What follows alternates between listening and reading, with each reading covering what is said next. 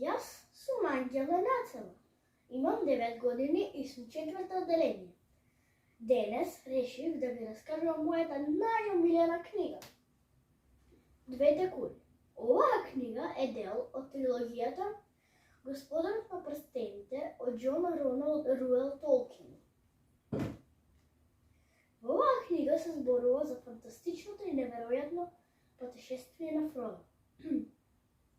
Главни ликови во оваа книга се Фродо, Сем, Пипин, Мери, Гандалф, Леголос, Гимли, орките и Голум. Настаните се случуваат во средната земја за време на војната. Во оваа книга се зборува за тоа како настанува една војна. Фродо и неговите сопатници се обидуваат да ја спречат. Тоа можеле да го направат само доколку го уништеле прстенот. Дека тие се обидуваат да извршат оваа мисија, наидуваат на многу чудни и необични случаи.